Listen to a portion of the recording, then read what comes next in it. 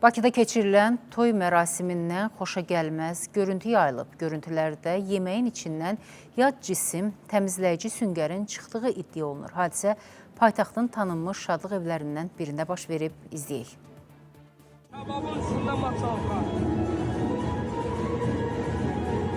Görüntülərdə iddia olunur ki, Xudafərin Şadlıq Sarayında süfrəyə təqdim olunan kebabın üzərində yanmış təmizləyici süngər olub. Görüntünü toy zamanı qonaqlardan biri aşkar edib və sosial şəbəkədə paylaşıb. İddia olunur ki, süngər mətbəxdə kebab bişirilən zaman təsadüfən şişə düşüb. Ocaq üzərində yanaraq elə həmin şəkildə qonaqlara verilib. Yanmış süngərin qoxusu və görünüşü toy iştirakçılarının narazılığına səbəb olub. Biz də görüntülərin izi ilə restorana, yəni Xudafərin Şadlıq Sarayına gəldik.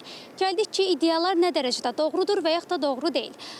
Və çalışırıq ki, rəhbər şəxslərlə əlaqə saxlayaq və buna münasibətini öyrənək. Bunlar hamısı ki, qabətdədir. Qabətdədirlər. Yəni, biz ona necə əlaqə saxlaya bilərik, en azından yönləndirə bilərsiniz? Mən burada işçi deyim.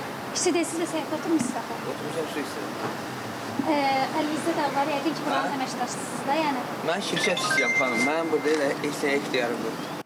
Ərazidə olduğumuz müddət ərzində restoran rəhbərliyindən kiməsə rast gəlmədik. Eyni zamanda telefon zənglərinə də cavab verilmədi. Az sonra həyətə başqa bir şəxs daxil oldu, lakin o da restoran əməkdaşı olmadığını bildirdi. Buna baxmayaraq ərazidə müəyyən təşvişin yarandığını müşahidə etdik. Biraz əvvəl işçi deyiləm deyən şəxs bizi həyətdən kənara çıxardıb, qapıları üzümüzə bağladı. Məsələ ilə bağlı Qida Təhlükəsizliyi Agentliyinə müraciət etdik. Qurumdan bildirildi ki, məsələ agentliyin Bakı regional bölməsi tərəfindən nəzarətə götürülüb. Müvafiq araşdırmalara başlanılıb. Araşdırmanın nəticəsi ilə bağlı məlumat veriləcək. Bəyim Mahir qızı, Diana Cəlali, Bəkir Həşimov, Spice xəbər.